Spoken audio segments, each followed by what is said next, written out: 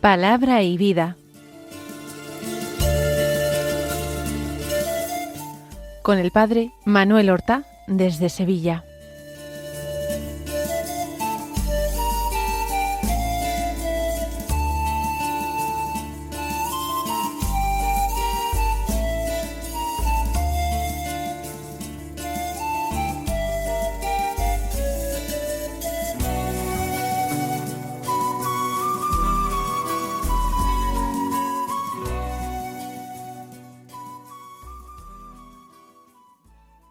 En el nombre del Padre, y del Hijo, y del Espíritu Santo. Amén. Alabados sean Jesús y María. Muy buenos días, queridos amigos, oyentes de Radio María y seguidores del programa Palabra y Vida. Hoy es 23 de diciembre, mañana es ya la Nochebuena, y la Iglesia celebra la memoria de San Juan de Quetí, un santo sacerdote que vivió al final de la Edad Media, en Polonia. Él había nacido en el año 1390 en Quetí, que es un pueblo cercano a Cracovia, perteneciente a esta diócesis. Hizo sus estudios en la Universidad de Cracovia para ordenarse sacerdote. Fue sacerdote de aquella diócesis y por muchos años profesor de su universidad. En ella formó a generaciones y generaciones de buenos sacerdotes que tuvieron una gran influencia no sólo en su diócesis, sino en todo el país. Fue un verdadero maestro que unió una buena, santa, recta doctrina, una profunda doctrina, con una vida ejemplar, admirable, en la práctica de las virtudes. También fue párroco en una parroquia de su diócesis, y también se entregó a ella como un buen pastor, siendo modelo de vida sacerdotal. Murió santamente allí en el año 1473, cuando estaba alboreando precisamente la Edad Moderna. Vamos nosotros a escuchar la palabra de Dios que se proclama en la misa del día para así meditarla. Recordemos que esta semana hemos estado haciendo una lectura continuada del primer capítulo del Evangelio de San Lucas, y hoy todavía seguimos en él. Leemos los versículos 57 al 66 de este largo, importantísimo y hermoso primer capítulo del Evangelio de San Lucas. Dice así: a Isabel se le cumplió el tiempo del parto y dio a luz un hijo. Se enteraron sus vecinos y parientes de que el Señor le había hecho una gran misericordia, y se alegraban con ella. A los 8 días vinieron a circuncidar al niño, y querían llamarlo Zacarías, como su padre. Pero la madre intervino diciendo: no, se va a llamar Juan. Y le dijeron: ninguno de tus parientes se llama así. Entonces preguntaban por señas al padre cómo quería que se llamase. Él pidió una tablilla y escribió: Juan es su nombre. Y todos se quedaron maravillados. Inmediatamente se les soltó la boca y la lengua, y empezó a hablar bendiciendo a Dios. Los vecinos quedaron sobrecogidos, y se comentaban todos estos hechos por toda la montaña de Judea. Y todos los que lo oían reflexionaban diciendo: pues, ¿qué será este niño? Porque la mano del Señor estaba con él. En estos días pasados ha tenido un particular protagonismo en el Evangelio la Santísima Virgen María.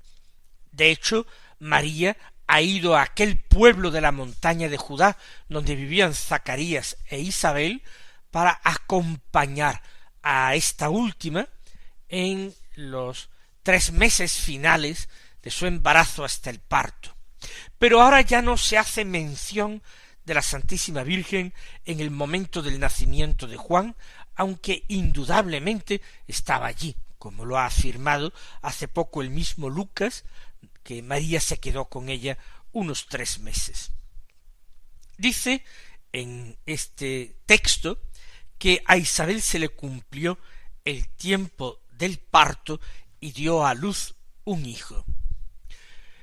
Es algo natural, normal, sin embargo, aquel embarazo, aquel nacimiento, ha tenido un carácter sobrenatural. Aquella mujer era estéril, además se le había pasado la edad de ser madre, y sin embargo, había quedado en estado después de que su esposo, el sacerdote Zacarías, recibiera un mensaje de Dios cuando oficiaba como sacerdote en el templo, ofreciendo precisamente incienso en esa ofrenda vespertina que se hacía en el templo cada día de incienso.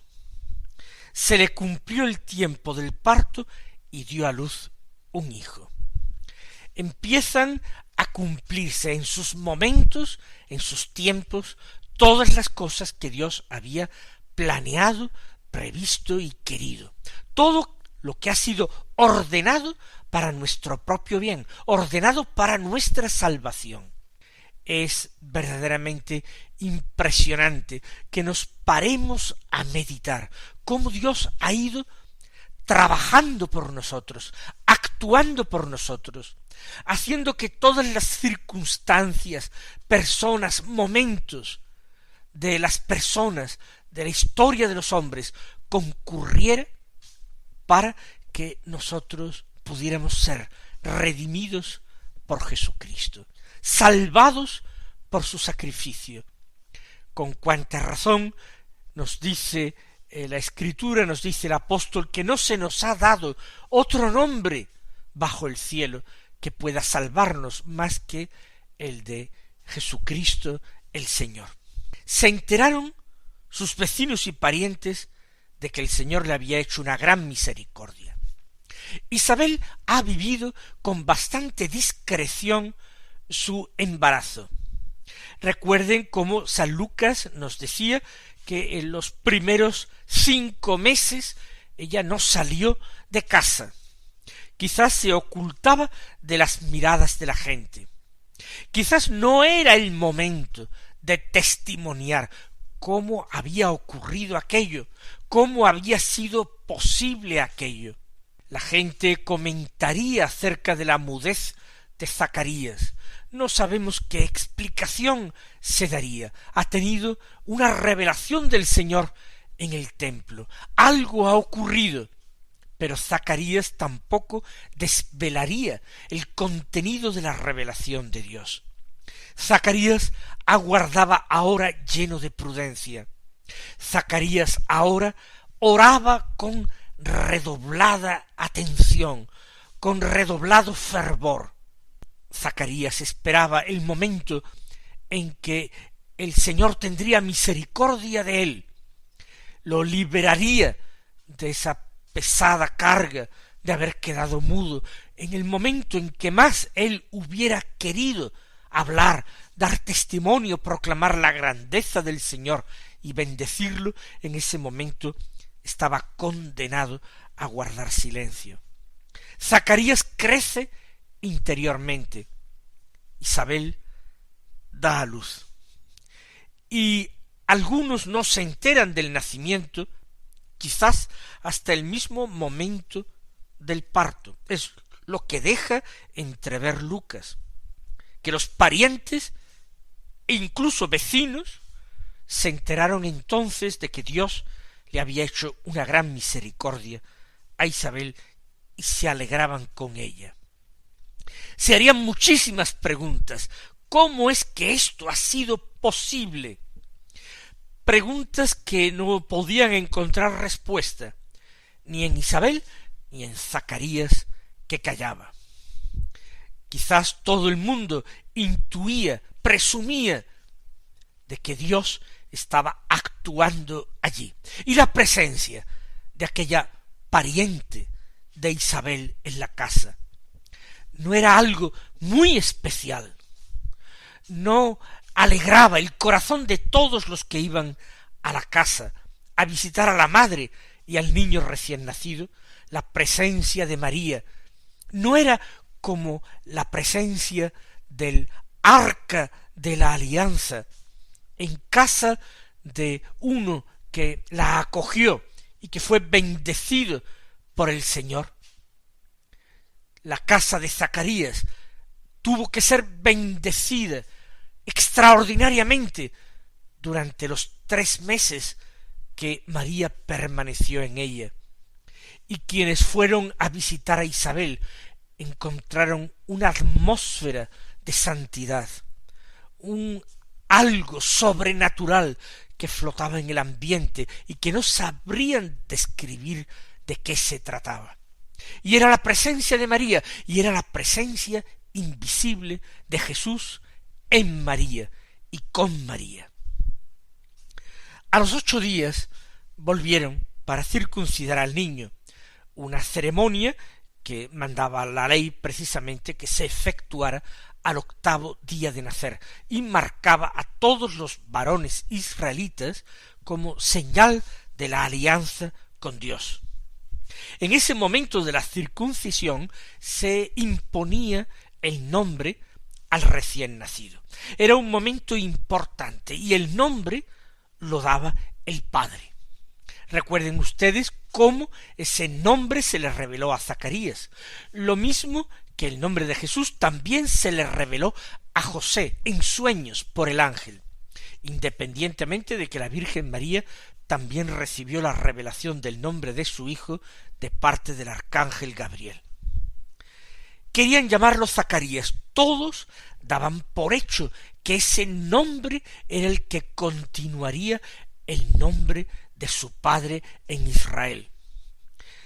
Zacarías el joven, el nuevo sacerdote. Pero no era la opinión de Isabel. La madre intervino diciendo no, sino que se va a llamar Juan.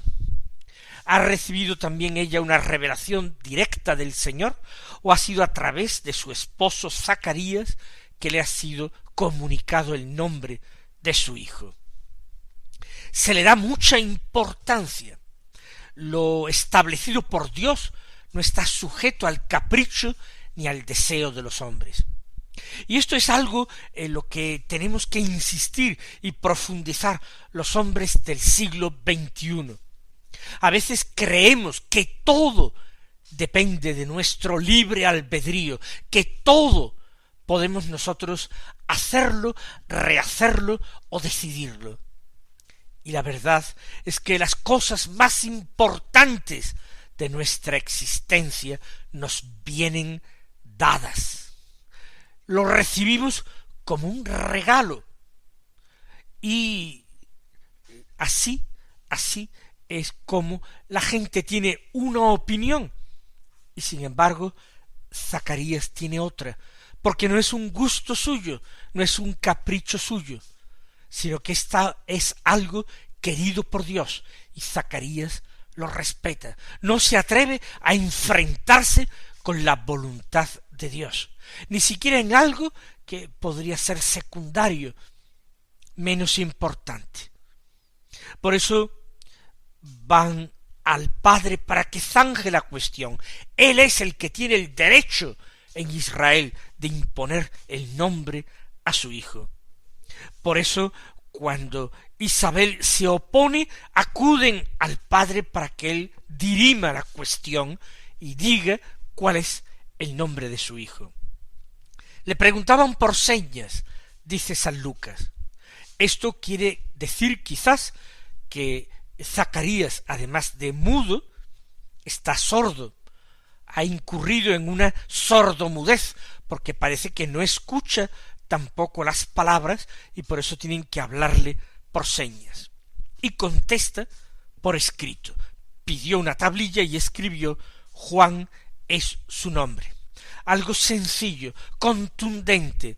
Hay un perfecto acuerdo entre los esposos. El nombre de Juan es un nombre revelado, un nombre que no existía antes en esa familia. En Israel sí, no es un nombre raro, pero en aquella familia nadie de tus parientes se llama así, le dicen a Isabel. Y esta obstinación, diríamos, en el nombre por parte de Isabel y de Zacarías también extraña a la gente.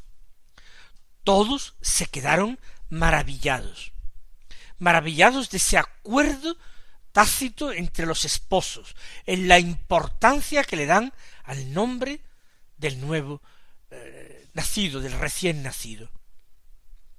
Nosotros sabemos que el nombre en Israel tenía una importancia grande porque trataba de expresar algo de lo que aquella persona iba a ser. Ya sabemos que Jesús significa Yahvé salva. Pero, ¿y Juan? ¿Qué significa Juan? Pues este nombre viene del hebreo Yohanan o Jehohanán, que significa Yahvé, Dios, ha concedido favor, ha concedido su favor, ha concedido su gracia. Y no me digan que no es un nombre que cuadra perfectamente al ministerio que tiene que realizar Juan. La gente está maravillada e inmediatamente a Zacarías se le soltó la boca y la lengua y empezó a hablar bendiciendo a Dios. Sus palabras no son para explicar qué cosa concreta le ha sucedido en el templo. Sus palabras son de bendición y alabanza de Dios. Si la gente estaba maravillada hasta ahora por la decisión de imponer este nombre al niño, imaginemos cómo ahora la gente queda maravillada. Quizás se le abre no solamente la boca y se le desata la lengua, quizás también se le abren los oídos y vuelve él a oír. Lo cierto es que empieza a hablar bendiciendo. Transcribirá el evangelista San Lucas más tarde aquello que Zacarías dice. Es el Benedictus, un cántico evangélico de alabanza y bendición de Dios, que empieza con esas palabras: bendito sea el Señor Dios de Israel, Benedictus. Y la Iglesia lo recita diariamente en la oración matutina, en la oración de laudes, cada mañana. Los vecinos quedaron sobrecogidos. Ahora ya no se trata simplemente de sentirse maravillados, asombrados. Ahora es que quedan sobrecogidos. Dios está actuando allí, es el dedo de Dios, es el poder de Dios, es la mano de Dios quien actúa. Son cosas maravillosas y sobrenaturales que están sucediendo en medio de ellos. Ciertamente habría algunas personas que despreciarían estos sencillos acontecimientos, que no verían absolutamente nada milagroso ni sobrenatural. Personas que no eran capaces de entender el lenguaje de Dios. Ese lenguaje de Dios que está hecho de signos, de señales, a veces grandes, pero a veces muy sencillas, muy tenues. Con cuánto motivo nosotros tenemos que pedir al Señor que nos conceda la gracia de interpretar esos signos en nuestra vida, que nos conceda la gracia de saber discernir su voluntad en medio de la vida. De qué forma tenemos que insistir en la oración pidiendo al Señor no ser sordos a sus indicaciones, a sus revelaciones, a sus llamadas, sino que, como dicen los ejercicios espirituales de San Ignacio, nosotros nos hagamos prestos y diligentes para cumplir su santísima voluntad. Los vecinos no solamente quedan sobrecogidos, sino que comentan todos estos hechos por toda la montaña de Judea. Esto da que hablar en las familias, en las aldeas, en las plazas de los pueblos, incluso seguramente en las sinagogas. Yahvé está actuando. ¿Qué es lo que Yahvé espera de su pueblo? ¿Qué es lo que nosotros podemos o debemos hacer? ¿Qué es lo que será de este niño? ¿Qué papel está él llamado a jugar en los planes de Dios? Se comentaban todos estos hechos. Qué necesario es que los buenos, que los creyentes, que los amigos de Dios se reúnan también para comentar sus maravillas, para tratar de descifrar sus designios, de interpretar su voluntad para poder aplicarla a las vidas. En la Iglesia, en nuestra Iglesia, los grupos de oración, de reflexión, de meditación de la palabra de Dios, de formación, son extraordinariamente importantes, porque Dios a veces se revela y se manifiesta cuando algunos hombres y mujeres de buena voluntad se ponen de común acuerdo a escrutar la palabra de Dios y a tratar de entender sus signos. Todos los que lo oían, sigue diciendo San Lucas, reflexionaban diciendo, pues ¿qué será este niño? ¿Qué es lo que Dios tiene preparado realizar a través de este niño? Hacía muchos siglos que Dios no enviaba a Israel un gran profeta. Parece que se había extinguido definitivamente la profecía y que todo esto era algo perteneciente a los tiempos antiguos. Sin embargo, aquí está todavía en brazos de su madre, como un bebé, el más gran profeta de la historia de Israel, aquel que vendría con el espíritu y el poder de Elías. ¿Qué será este niño? Porque la mano del Señor estaba con él. Y esto tendría que verse a lo largo del crecimiento de este niño, de su educación, de su carácter. Se nos dirá inmediatamente en el Evangelio de San Lucas que crecía, que se fortalecía y que moraba en los desiertos o en el desierto. Mis queridos hermanos, vamos nosotros a abrir los oídos y a desatar la lengua como Zacarías. Vamos a alabar y bendecir al Señor en esta víspera de la Nochebuena, en que el Señor nos pide que estemos particularmente atentos al misterio que celebramos, al misterio de la palabra hecha carne, que viene a salvarnos de nuestros pecados. Que el Señor os colme de bendiciones, y hasta mañana si Dios quiere.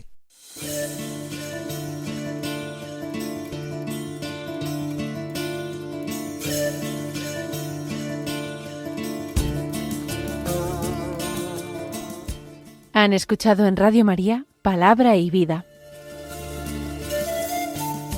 un programa que dirige el Padre Manuel Horta.